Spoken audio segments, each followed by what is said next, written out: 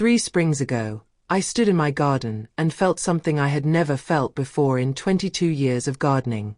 Defeat. The soil was grey, compacted so hard the trowel bounced off it. I had spent $340 that season, bags of amendment, a bottle of liquid fertilizer, a magnesium supplement my garden center swore would fix everything. Nothing moved. My tomatoes were yellow at the base.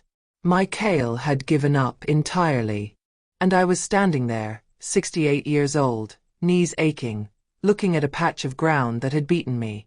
Then my neighbor, a woman named Elif, who had grown up on her family's farm in the Taurus Mountains of southern Anatolia, walked over, looked at my soil, and said something I have thought about almost every day since. She said, "Your garden is not dead. It is already fixing itself. You just don't know what you're looking at." She pointed at what I had spent 2 hours that morning pulling out and throwing away. Weeds. She named them one by one, the way you name old friends. Nettle along the fence line. Purslane sprawled across the bare patch near the path. Plantain pushing up through the cracks where the paving met the soil. And she told me what her grandmother had told her, and what her grandmother's grandmother had told her, that these plants do not arrive in broken soil by accident. They arrive because broken soil is exactly where they are designed to go. They come first. They come to start the repair. And while they are doing that, they are also among the most nutritionally dense foods a person can eat. I did not believe her. Not completely. Not yet. So I did what I do. I researched.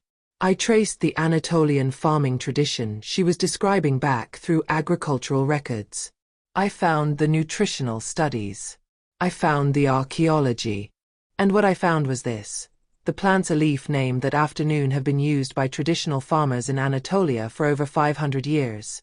Not as a last resort, not as survival food, but as a deliberate, seasonal nutritional system that modern supplement companies have spent decades reverse engineering, bottling, and selling back to us for $30 a month. You are growing that system right now. On your trail edges, in your fence corners, in the cracked path you gave up on. Today, I am going to show you exactly what it is. Elif was not guessing. She was drawing from a farming tradition that has operated continuously in Anatolia, the high plateau region of central and southern Turkey, for longer than most Western agricultural systems have existed. These are farmers who have worked the same mineral-stripped, drought-stressed, compacted land for generations without the inputs modern gardeners take for granted.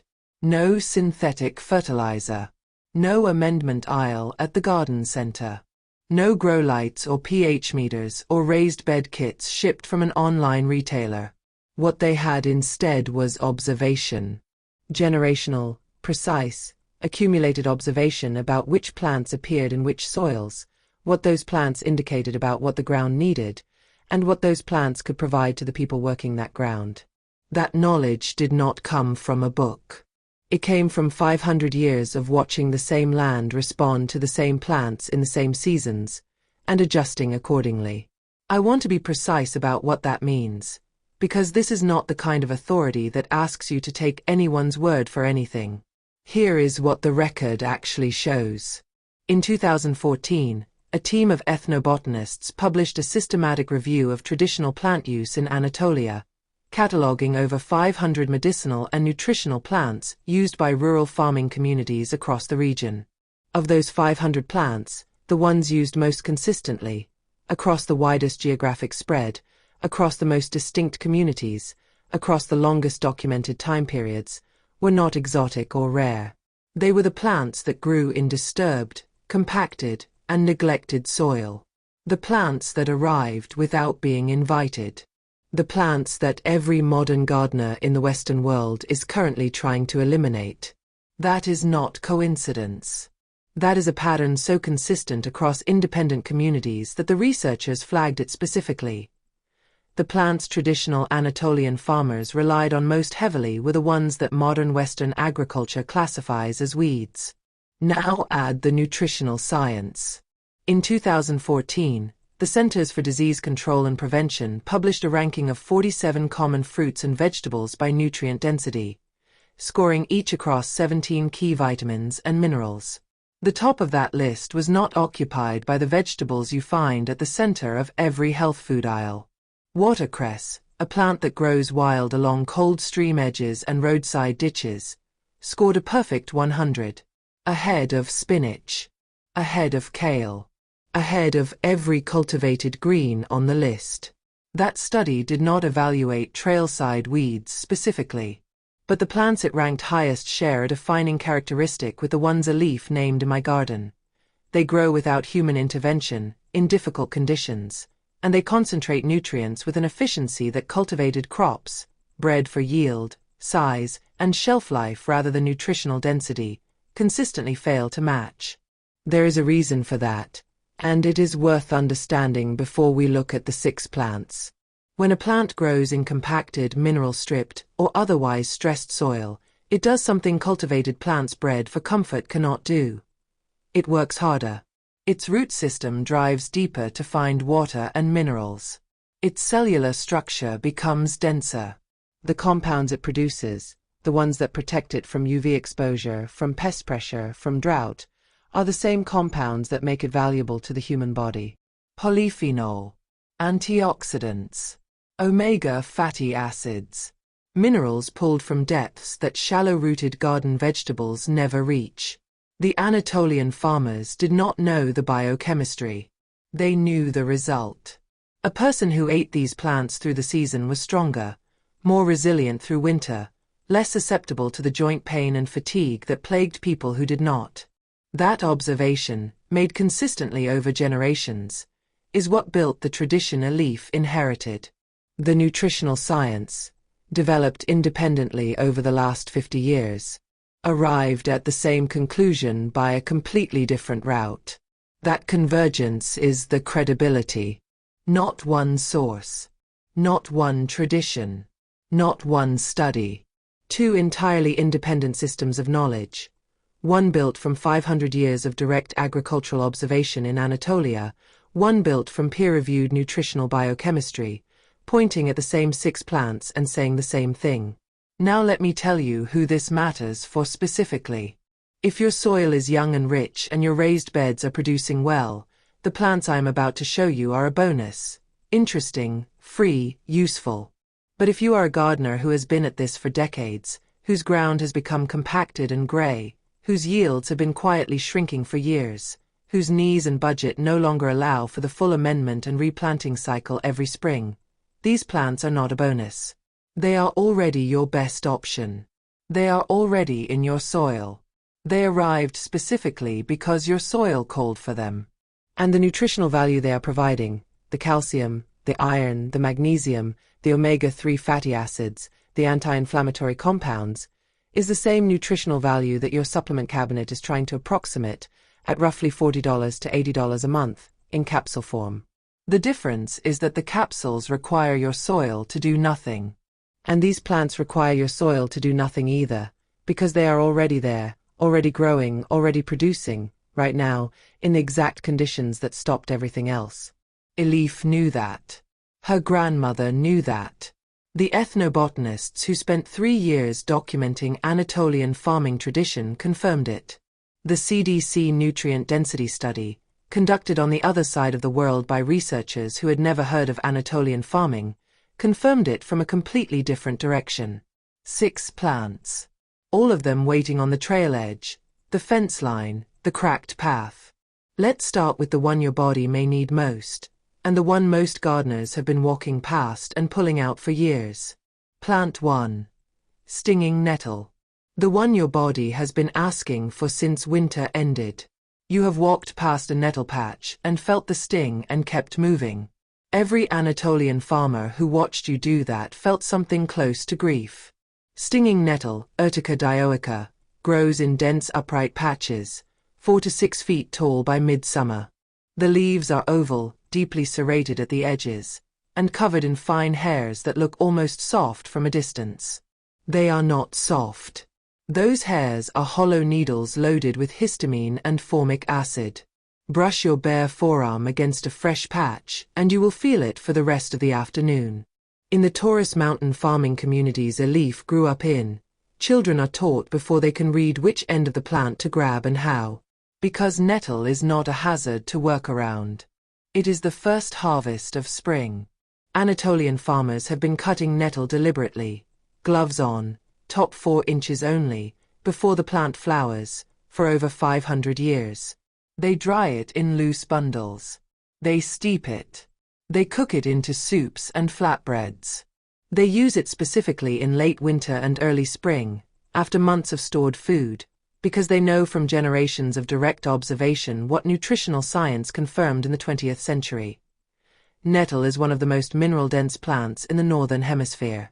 A single cup of dried nettle leaf contains more calcium than a glass of whole milk, more iron than a 3-ounce serving of beef, and enough magnesium to cover approximately 40% of your daily requirement.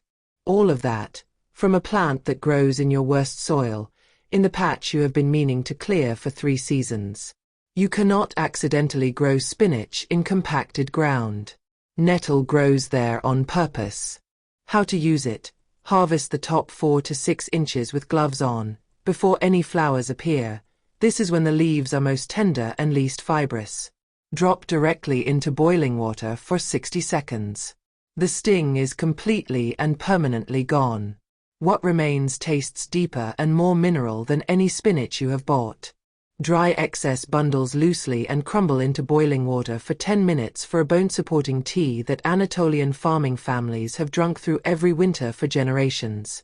The next plant is so ordinary that you have almost certainly stepped on it this week. And a compound hiding inside it is the same one your pharmacist repackaged and put behind the supplement counter. Plant 2. Broadleaf plantain. The weed your medicine cabinet already knows. You have bought this plant before. You just paid someone else to process it first.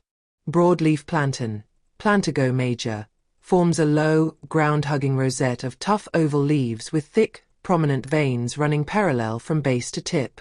It grows in compacted soil, cracked pavement, worn paths. Precisely the conditions that make most garden plants fail.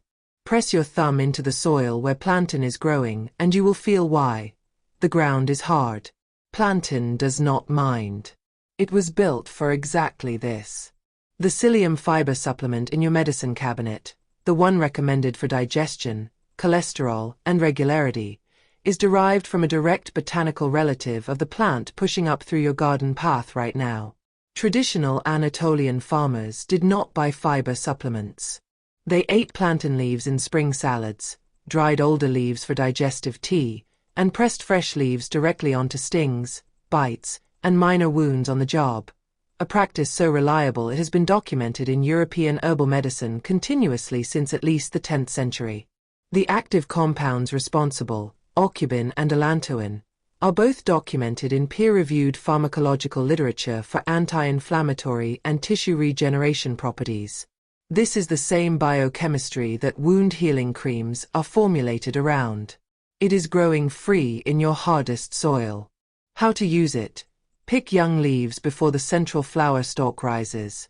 After that, the leaves toughen significantly. Eat raw in small quantities or steep 6 to 8 dried leaves in hot water for 10 minutes. For immediate skin use, crush a fresh leaf between your fingers until it becomes a rough paste and press directly onto a sting or insect bite. Anatolian farmers have been doing this in the field for centuries. It still works in under 2 minutes. What comes next will genuinely surprise you, because it looks like the most useless thing in your garden. It is the opposite of useless. What you have been throwing in the compost contains something your doctor has probably told you to take more of. Plant 3. Purslane. The compost heap mistake. If you have a garden bed, you have pulled this plant out and thrown it away. What you threw away contains more omega-3 fatty acids than almost any other leafy plant on Earth. Purslane, Portulaca oleracea, sprawls flat and wide across bare, dry, compacted soil. Its stems are thick and reddish, branching into a mat of fleshy, paddle-shaped leaves.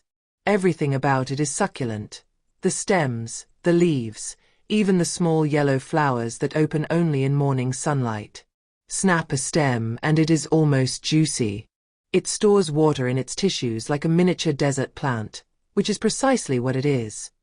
Built to thrive in the hottest, driest, most neglected corner of a summer garden while everything around it is struggling. In Anatolia it has a name, semizotu, and its own dedicated section at seasonal markets.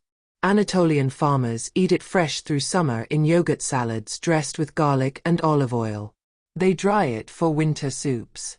They have been doing this for over 1,000 years, because through direct observation they understood what nutritional biochemistry confirmed only recently. Purslane is the richest plant source of alpha-linolenic acid, the essential omega-3 fatty acid, of any leafy green vegetable studied. It also delivers 6 times more vitamin E than spinach and 7 times more beta-carotene than carrots. In the soil your other plants abandoned. How to use it? Pull entire stems after any rainfall when the plant is at its most hydrated.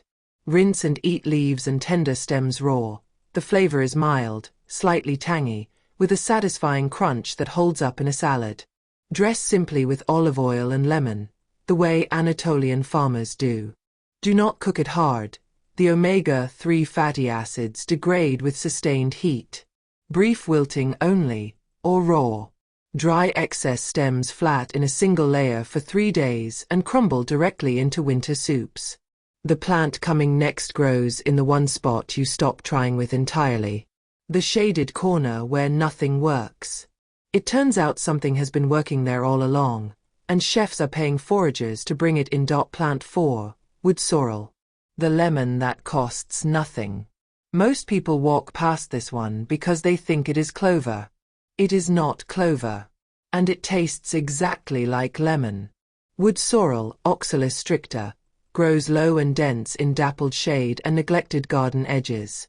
Its small heart-shaped leaflets cluster in groups of 3, each one folding gently along its center crease at nightfall, a motion called nyctinasty, the plant's way of conserving moisture through cold and dew. The flowers are tiny and yellow. The seed pods, when ripe and disturbed, fling their contents explosively several feet in every direction. Crush a leaf between your fingers. What hits you is clean, bright, unmistakably citrusy, almost indistinguishable from a fresh squeeze of lemon in leaf form. High-end restaurants pay specialist foragers to supply it specifically for this quality. It appears as a finishing garnish on tasting menus, charging $200 a plate. It is growing in your forgotten corner right now, at no cost, asking nothing. Anatolian farmers chew wood sorrel leaves during long hours of field work in summer heat, a practice documented across the region for centuries, for its action as a thirst quencher and mild digestive stimulant. Indigenous peoples across North America independently discovered the same use of the same plant on a completely separate continent. 2 traditions, no contact between them, arriving at identical conclusions. That pattern of independent convergence is not folklore. It is field-tested nutritional fact repeated across cultures until it became indistinguishable from common sense. How to use it? Pick fresh leaves directly from the low rosette. Add raw to salads for a lemon note without any lemon. Blend a small loose handful into salad dressings. Float whole leaves on cold soups just before serving. Do not apply heat. The flavor disappears completely within seconds of cooking. The sourness comes from oxalic acid, the same compound present in spinach and rhubarb, safe in normal quantities. If you have a personal history of kidney stones, use sparingly. Next, a plant that grows when nothing else will. In late winter, sometimes while frost is still on the ground. For a senior gardener facing bare soil in February, the timing of what comes next changes everything. Plant 5. Chickweed. The February green nobody told you about. Most gardeners spend February staring at bare ground and waiting. Chickweed spends February producing fresh greens. While everything else is dormant, chickweed is already there. Anatolia media forms soft, low-growing mats of delicate stems and tiny oval leaves, rarely rising more than 3 inches off the ground. One feature separates it from every similar plant, A single line of fine white hairs runs along one side of each stem and switches sides precisely at every leaf node. Once you have seen it once, you cannot miss it again. Small white flowers appear in late winter and early spring, each with 5 petals so deeply notched they appear to be 10. Crush a stem. The scent is fresh, faint, clean green. In traditional Anatolian farming calendars, the appearance of chickweed in late winter is a seasonal marker, a signal that the ground is beginning to wake. It is harvested and eaten immediately, because it provides something no stored winter food can: fresh vitamins. Specifically vitamin C, calcium, magnesium, and iron, delivered live in the exact season when a body that has been living on preserved and dried food for 3 months needs them most. That timing is the entire point. Chickweed is not incidentally nutritious. It is nutritious at the moment of maximum need. How to use it? Harvest the top 2 to 3 inches of growth. Eat raw in salads. The flavor is mild, somewhere between fresh spinach and tender corn silk, with no bitterness at all.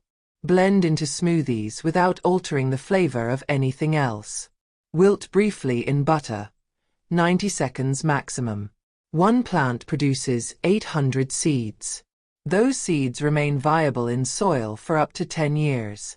Once chickweed finds your garden, it returns every late winter without any action from you, which means the only thing required to use it is knowing it is there.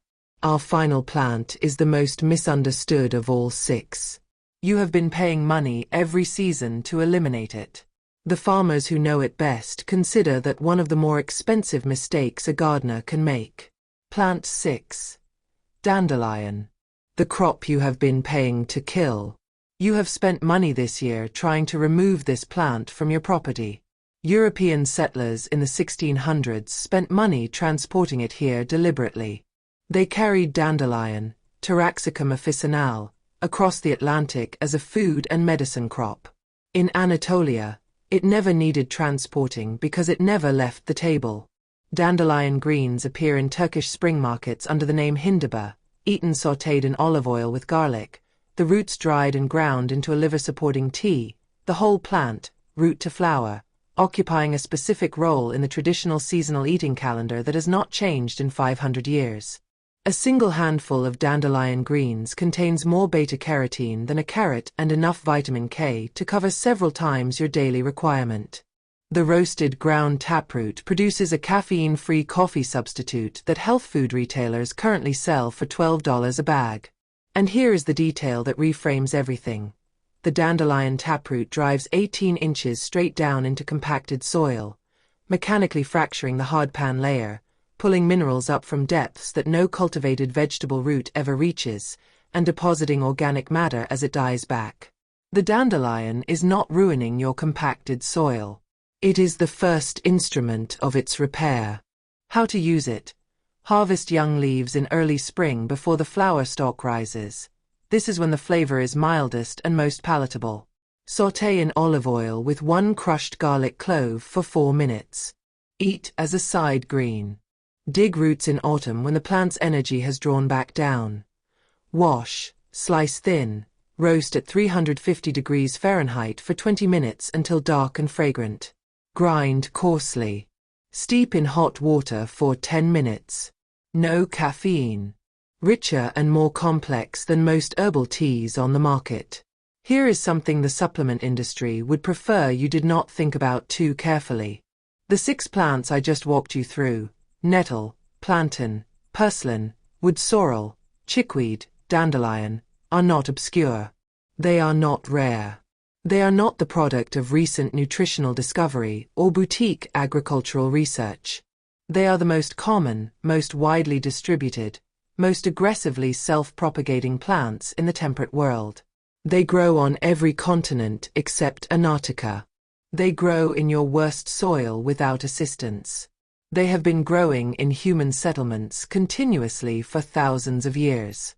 And the global supplement industry, valued at $177 billion in 2023, projected to exceed $300 billion by 2028, is built in significant part on extracting, concentrating, encapsulating, and selling back to you the exact compounds these plants produce for free. Let that sit for a moment. Nettle extract capsules, standardized for the same iron, calcium, and magnesium content I described in Section 3, retail for between $18 and $35 a month depending on brand and dosage. Purslane omega-3 supplements, marketed specifically for their alpha-linolenic acid content, run $25 to $45 a month. Dandelion root capsules, standardized for the same liver-supporting compounds in the Hindiba tea that Anatolian farmers have been drinking for centuries, sell for $12 to $28 a month. Psyllium fiber, the direct botanical relative of the broadleaf plantain growing through your garden path, is a $1.2 billion annual market in the United States alone. These are not synthetic compounds invented in a laboratory. They are plant compounds, extracted from plants, often from the same species, or close relatives of the species, growing uninvited in your garden right now. The industry did not create these compounds. It found them in plants, isolated them, and built a distribution and marketing system around selling them to people who no longer recognize the plants they came from. That system is not villainous, but it is worth being clear-eyed about what it is. Now here is the part that should genuinely irritate you.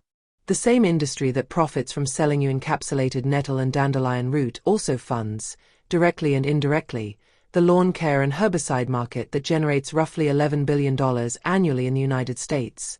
A market built almost entirely on persuading homeowners to eliminate the plants that the supplement market is simultaneously bottling and selling to them. You are being sold a product to kill a plant, and then sold a capsule containing what was in the plant. The Anatolian farmers a leaf grew up among would find this genuinely difficult to explain to their children. Not because they are unsophisticated, but because the logic requires a degree of disconnection from the land that their entire agricultural tradition is designed to prevent. In a farming system where you watch the same soil for generations, where you observe what grows where and why, where you eat what the land produces in the season it produces it, the idea of paying to eliminate a food plant and then paying again to replace its nutritional value in capsule form is not just wasteful. It is a failure of observation so complete it becomes almost incomprehensible. But that disconnection did not happen by accident. It happened gradually, across 3 or 4 generations, as the distance between people and their food sources increased, as gardening became more about aesthetics than production, as lawns replaced kitchen gardens, as the definition of a weed shifted from a plant growing where I don't want it to a plant with no value. A definition that is, as we have just established across 6 detailed examples, factually incorrect in almost every case. The supplement industry did not create that disconnection, but it has benefited from it enormously, and it has no particular incentive to close it. Here is what the Anatolian farming tradition offers instead. Not a rejection of modern nutrition science. Not a romantic return to pre-industrial subsistence.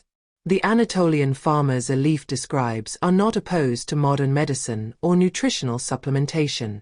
They use both when they are available and warranted.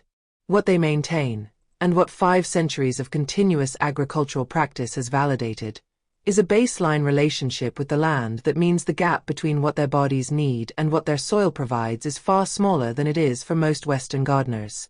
They are not dependent on the supplement aisle because they have never fully lost the knowledge that made the supplement aisle unnecessary. That knowledge is not complicated. It does not require a botany degree or a foraging certification or a subscription to a specialist newsletter. It requires learning to identify 6 plants that are, as you now know, among the most visually distinctive and widely distributed in the temperate world. Plants that are already in your garden, on your trail edge, in your fence line, in the cracked corner of your path. The identification takes an afternoon. The harvest takes minutes. The nutritional return, according to both 500 years of Anatolian agricultural observation and peer-reviewed nutritional biochemistry, is directly comparable to what you are currently purchasing in capsule form at a cost of between $40 and $80 a month. This is not an argument against supplements as a category. There are conditions, deficiencies, and life stages where targeted supplementation is the right clinical choice and no foraging practice substitutes for it. This is an argument for being clear-eyed about what you are paying for, where it comes from, and whether the land beneath your feet is already providing it, quietly, continuously, without invoice. Your soil is not failing you. It has been stocked all along. The question was never whether the plants were there. The question was whether you knew what you were looking at. I promised you something at the beginning of this video. A technique so specific, so practical, and so completely absent from the mainstream gardening conversation that in 22 years of reading gardening books, attending horticultural workshops, and subscribing to every reputable garden publication I could find, I have never once encountered it written down in the way a leaf described it to me. I want to be precise about that claim, because I do not make it carelessly.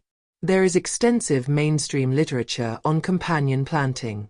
There is substantial coverage of green manures, cover cropping, no-till gardening, and even some discussion of dynamic accumulators, plants whose deep root systems pull minerals from lower soil layers and make them available at the surface when the plant dies back.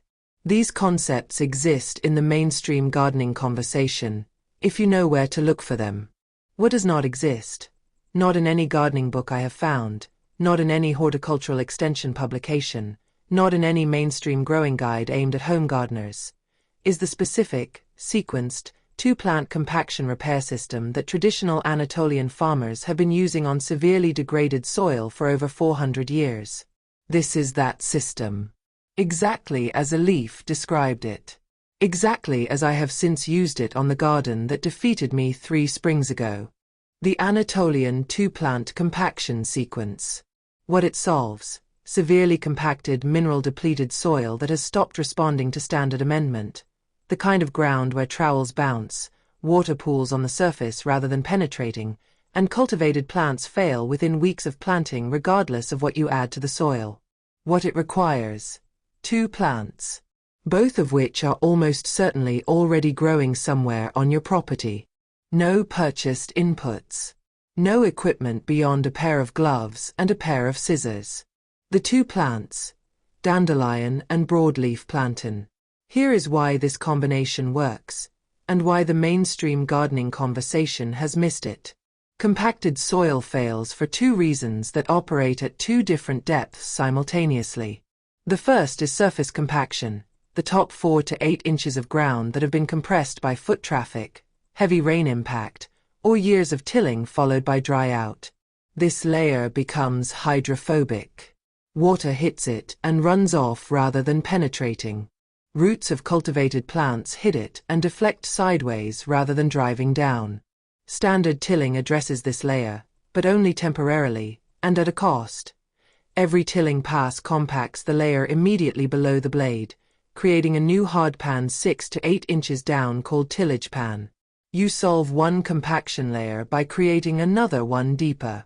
The second is deep compaction, the hard pan layer that forms 8 to 18 inches below the surface, typically from years of repeated tilling at the same depth, heavy clay soil compression, or subsoil disturbance during construction.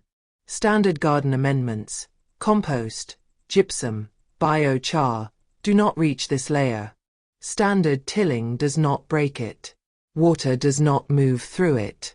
And because water does not move through it, the entire soil column above it becomes waterlogged in wet weather and bone dry in drought, cycling between 2 conditions that both prevent root development.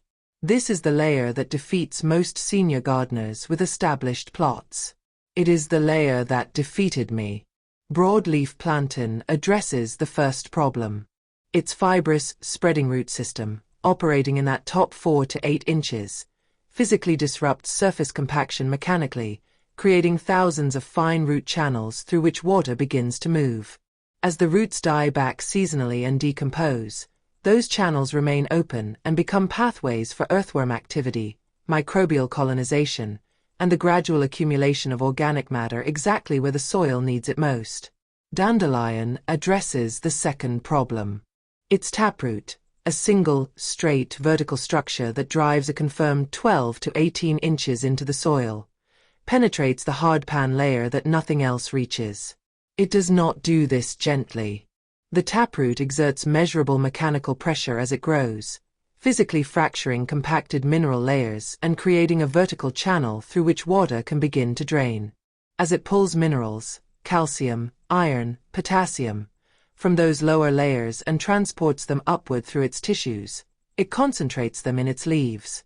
When those leaves die back and decompose on the surface, those minerals are deposited in the top layer of soil where cultivated plant roots can actually reach them. The taproot channel, once created, does not close when the plant is removed, provided you follow the one rule that makes this entire system work. The one rule. When you end the sequence, after one full growing season, you cut both plants at the soil line. You do not pull them. You do not dig them. You do not till them under. You cut them clean at the surface and leave every root in the ground. Pulling or digging closes the channels. Tilling destroys them. Cutting at the soil line leaves the entire root architecture intact underground, the plantain's fibrous network in the top layer, the dandelion's vertical channels through the hardpan, and allows both to decompose in place, feeding the soil microbiome and leaving behind a permanent network of aeration and drainage pathways that no mechanical tool can replicate with the same precision or at the same depth. The full sequence, step by step. Step 1. Identification and preparation. In early spring, identify the areas of your garden with the most severe compaction. These are the areas where water pools after rain, where the soil surface feels almost ceramic when dry, and where nothing you have planted has thrived. Do not amend them. Do not till them. Leave them exactly as they are. Step 2. Observe what is already there. In most compacted garden areas, dandelion and broadleaf plantain are already present. They arrived because this is their soil. If they are present, proceed to step 4. If they are not yet established, proceed to step 3. Step 3. Introduce the plants deliberately. Collect dandelion taproots from elsewhere on your property. A 4-inch section of root replanted 2 inches deep is sufficient to establish a new plant. Collect broadleaf plantain as small rosette transplants from path edges or trail margins. Plant both at a density of approximately 1 dandelion per square foot and 2 to 3 plantain rosettes per square foot across the compacted area. Water once to establish. Do not water again. These plants do not need assistance. Step 4. Leave the area completely undisturbed for one full growing season. This is the step that feels counterintuitive to every instinct a gardener has developed. The area will look, by any conventional standard, like an abandoned patch of weeds. It is not. It is a working soil repair system operating at depths you cannot see and cannot replicate with any tool in a garden center catalog. Step 5. At the end of the growing season, in early autumn, cut every plant at the soil line. Scissors or a sharp hoe. Clean cut. Leave all root material in the ground. Lay the cut plant material flat across the surface of the area as a thin mulch layer. Do not remove it. It will decompose through winter and feed the soil surface simultaneously. Step 6. In spring, test the ground before planting. Push a standard pencil vertically into the soil with thumb pressure only. In an untreated compacted area, a pencil will not penetrate more than half an inch without force. In a successfully treated area after one full season, it will slide 4 to 6 inches with thumb pressure alone. That is your confirmation that the sequence has worked and the area is ready for cultivated planting. Plant directly into the treated ground without tilling. The channel structure you are preserving is more valuable than any amendment you could add. Elif learned this sequence from her mother, who learned it from hers. In the Taurus mountain farming communities where her family has worked the same land for 5 generations, it is considered basic agricultural knowledge. The kind of thing you learn before you learn anything else about growing food, because without functional soil, nothing else matters. It has no entry in any mainstream gardening encyclopedia I have found. It has no product associated with it. It requires nothing you do not already have. I want to go back to the moment I described at the beginning of this video. Me, standing in a grey, compacted garden, $340 spent, nothing working, 68 years old, and genuinely considering whether I had simply run out of gardening left in me. I have thought about that moment a great deal in the 3 years since. Not because it was particularly dramatic. Every gardener has a version of it, a season where the ground seems to have made a decision about you and you are not sure you have the argument left to disagree. I have thought about it because of what a leaf said next, after she named the plants. She said, "The garden did not give up on you.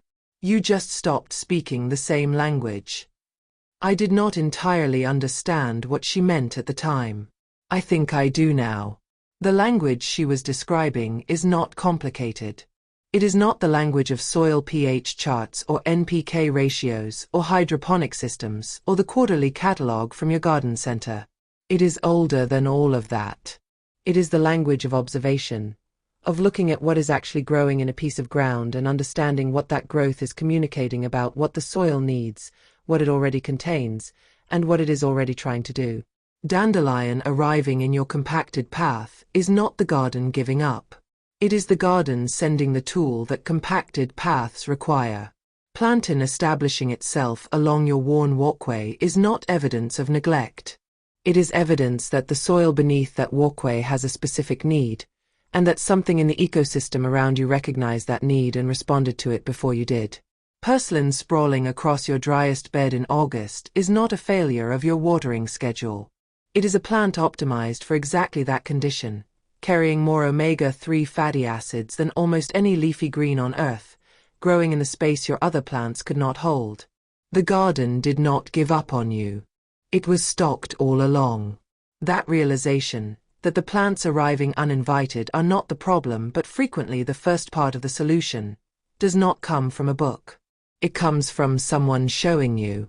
From someone who learned it from someone who learned it from someone who watched the same land through enough seasons to understand what it was doing. Elif showed me. Her mother showed her. Her grandmother showed her mother. That chain of transmission is exactly what this channel exists to be part of. Not as a replacement for the knowledge that comes from direct experience and generational observation. Nothing replaces that, and I would not pretend otherwise.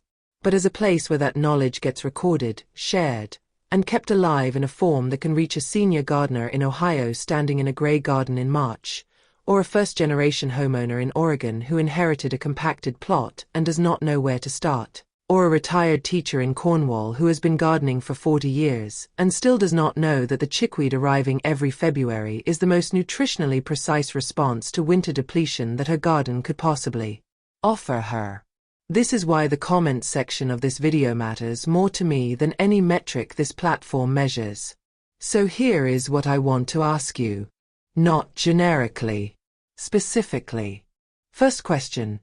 Which of these 6 plants is growing in your garden or on your trail edge right now? Not which ones you wish were there. Which ones are actually there today that you have been removing or ignoring? Tell me in the comments. Be specific if you can. Tell me where it is growing, the compacted path, the shaded corner, the dry bed, the fence line. That specificity matters, because the location of the plant tells you something about what your soil is doing, and I will respond to as many of those comments as I can with what that location likely means. Second question. Have you ever eaten any of them? Not accidentally. Deliberately. Have you ever taken a dandelion leaf and cooked it, or added wood sorrel to a salad, or made nettle tea, or eaten purslane the way a leaf eats it, chopped into yogurt with garlic and olive oil on a July afternoon? If you have, tell me what it tasted like and what you used it for. If you have not, tell me which one you are most willing to try first, and I will tell you exactly how to prepare it in a way that will not disappoint you. Third question. If you try the Anatolian 2-plant compaction sequence this season, and I genuinely hope some of you do, I want to know what your soil looks like before you begin. Describe it to me in the comments. Hard as ceramic. Water pooling on the surface. Trowel bouncing off the top inch. Whatever the reality is. And then come back in autumn and tell me what the pencil test showed you. I will be here. I read every comment. That is not a figure of speech. There is one more thing I want to say before I close, and it is the thing I most want you to carry with you after this video ends. The knowledge we covered today, the 6 plants, their nutritional profiles, their traditional uses, the compaction repair sequence, none of it is new. None of it was discovered recently. None of it required a research grant, or a laboratory, or a product development team, or a marketing budget. It required people paying close attention to the same piece of ground across enough time to understand what it was doing. That kind of attention is not fashionable right now. We live in a gardening culture that rewards novelty, the new variety, the new technique, the new input, the new system. There is always something to buy, something to upgrade, something to optimize. And there is nothing wrong with any of that, taken individually. But there is something that gets lost when the orientation is always toward the new and never toward the already present. What gets lost is the capacity to look at a plant arriving uninvited in your worst soil and ask, before you reach for the trowel, why is this here, and what does it know that I don't yet? That question is the beginning of a different kind of gardening. A slower kind. A less expensive kind. A kind that does not require you to be stronger or younger or better funded than you currently are, only more observant than you were yesterday. The plants are already there. They have always been there. The only thing that ever needed to change was what you understood yourself to be looking at. This is Anatolia Peasant Farmer Channel. If this video reached you at the right moment, if it changed something about the way you will walk through your garden tomorrow morning, share it with one other gardener who is standing in front of ground that has beaten them. Not for the numbers. Because that gardener needs to hear what a leaf told me. The garden did not give up on you. It was stocked all along. Signing off.